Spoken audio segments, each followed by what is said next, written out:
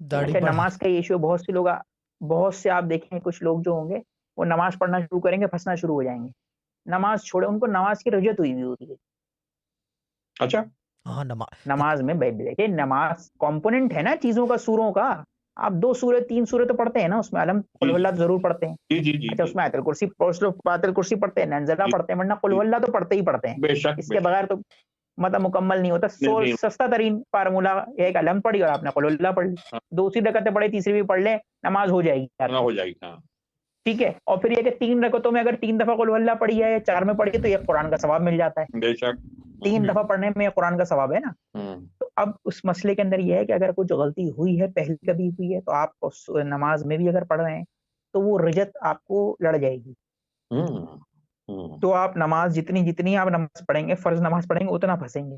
تو بہت سے لوگ آپ کو ہی کہتے بھائی ہم جب نماز پڑھتے ہیں ہم تو پھنسنا شروع ہو جاتے ہیں. اچھا میں نے یہ بڑا ٹیکنیک اور پھر یہ یہ ہوتا بڑا ہے ٹیکنیکل ایشو ہے.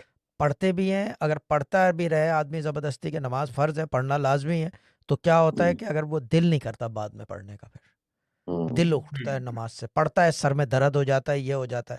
اس کے لیے ایک بہت ہی ابھی بات ہو رہی ہے تو ایجوکیشنل بھی کر دوں.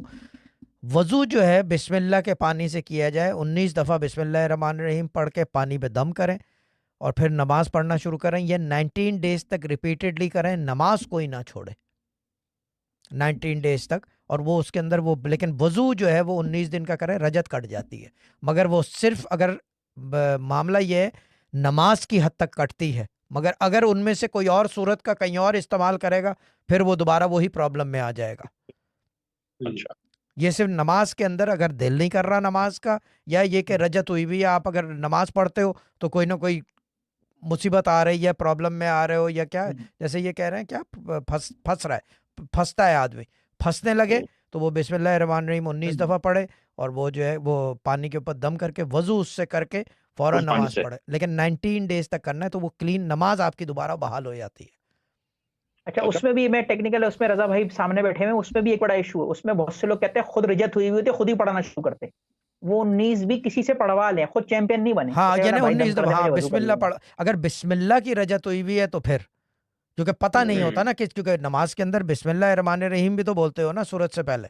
بالکل ہاں اب اس کے لیے طریقہ یہ ہے کہ اگر آپ کیا کہتے ہیں کوئی اگر جو اس معاملے کو سمجھتا ہو وہ کیا کرے گا، بولے گا بسم اللہ بند کر دو، صرف علم جو ہے ڈائریکٹ شروع کر دو، پھر دیکھو کیا ہوتا ہے.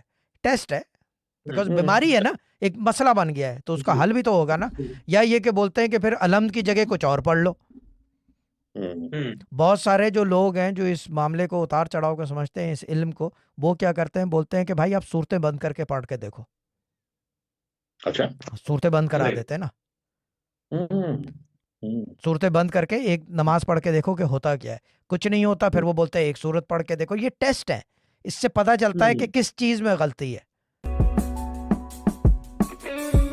This was a Sufi Guidance Channel production.